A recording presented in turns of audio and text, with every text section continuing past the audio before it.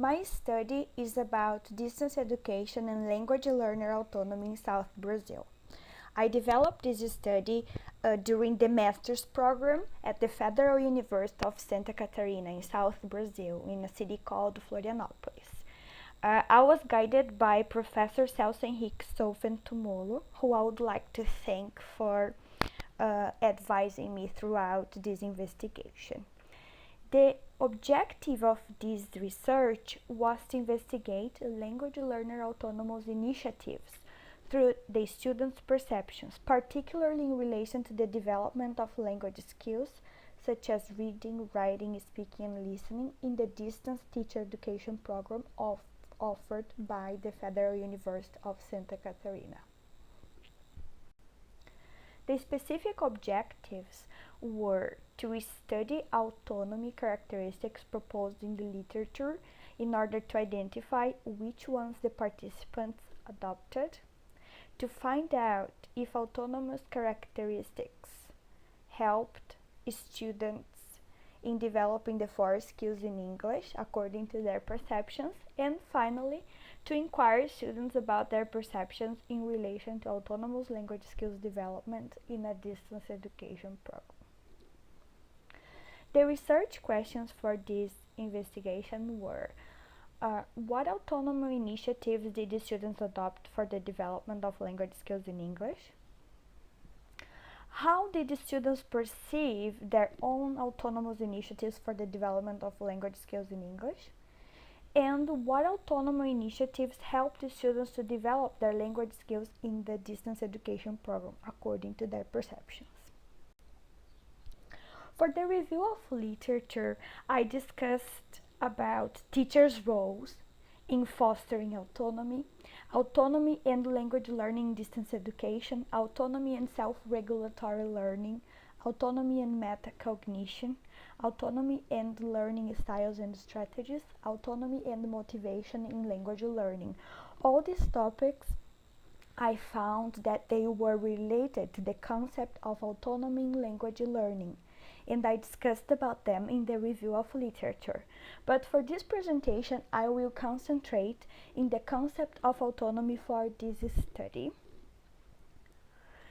And in this study, autonomy was conceived as initiatives that learners may present in order to take responsibility for their own learning processes, such as recognizing themselves as responsible for their own learning processes, determining objectives, defining contents and progressions, selecting materials for studying, testing themselves, monitoring progress, evaluating progress.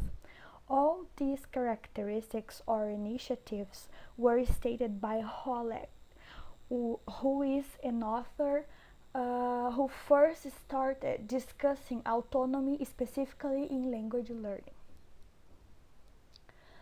Autonomous learners acknowledge themselves as responsible for their learning, always depending on collective autonomy, since its absence may limit individual autonomy.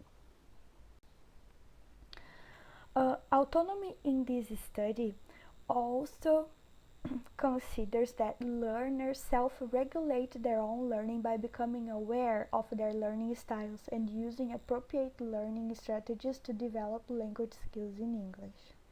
Autonomy also implies metacognition in a way that learners are able to evaluate their own cognitive processes and products. And autonomous learners take a proactive role in their learning processes, creating and making use of learning opportunities instead of simply reacting to stimuli.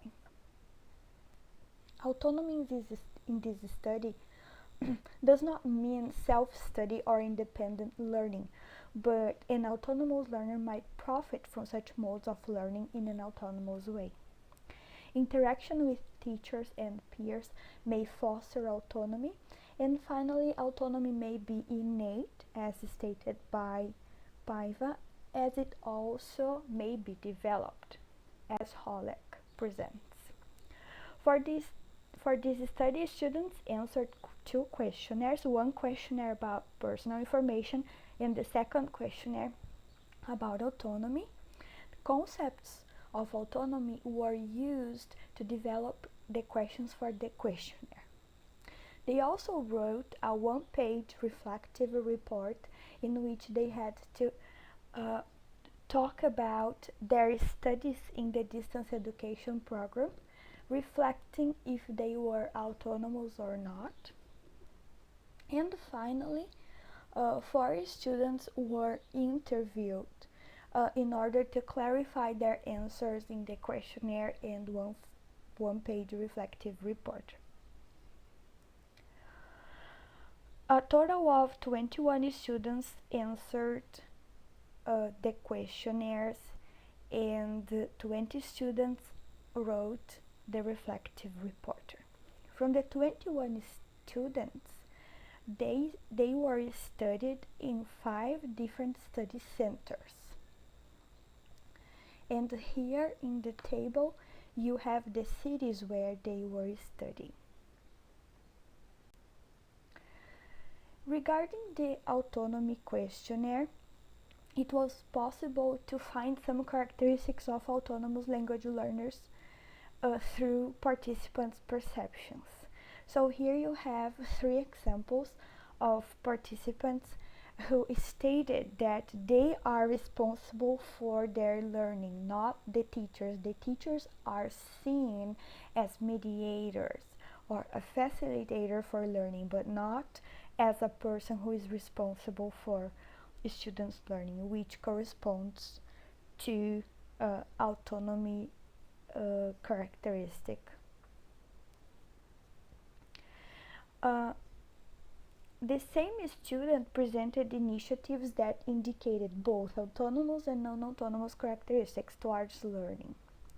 For example, participant 2 in statement 3 said that he or she needs someone to evaluate if he is progressing. However, in another statement, statement 5, the same participant stated that he did not need anybody. He has his own ways to test their development or to test if he was progressing or not. From the autonomy questionnaire, it's possible to conclude that autonomy is not a static condition, but a dynamic move that can continuously grow or even stop happening, always depending on the students and their decisions regarding learning.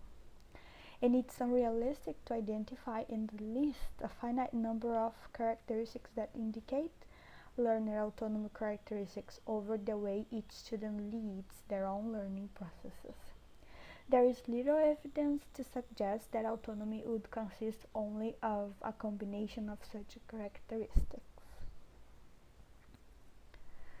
Regarding the one-page reflective report, most participants see as important the characteristic mentioned in the reflective report instruction. They mention examples that characterize autonomous learners, even though there is no way to assure they actually use the examples of activities they provided. The reflective report helped collecting more examples of autonomous learners' actions that resemble the ones identified in the review of literature. And it also helped understanding how actions helped students to improve regarding the development of the 4 skills in English according to their perception.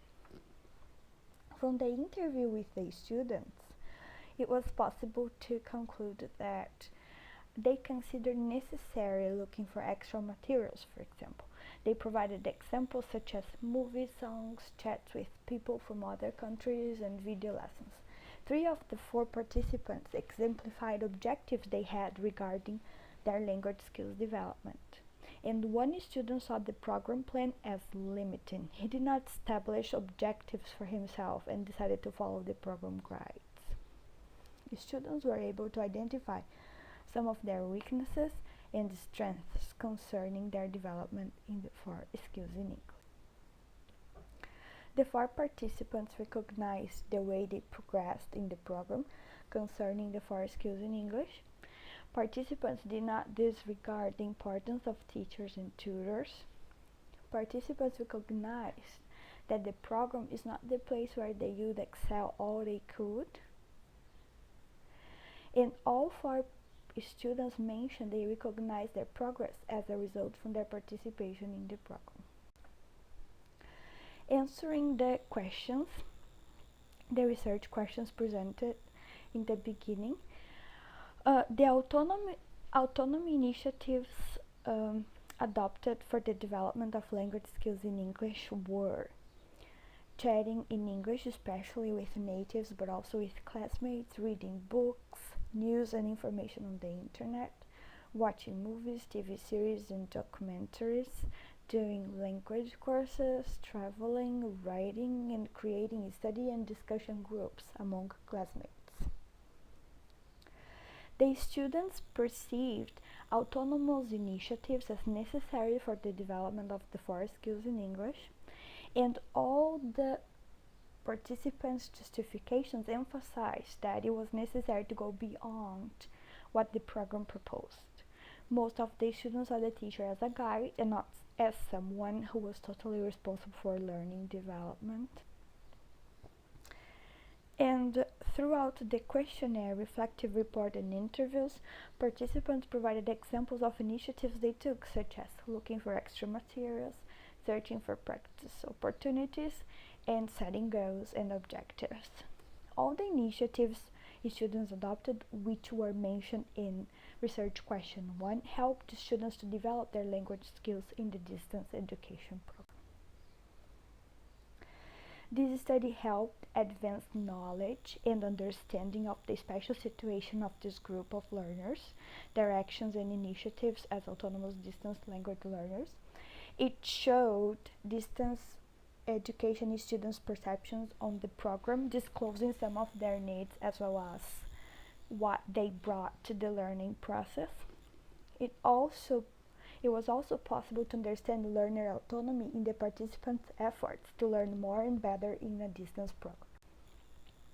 Here you have the references used in this presentation, and thank you for watching this presentation. If you have any questions, comments, please write a message, and I would like to make available my dissertation in case you want to go further into this topic. Thank you.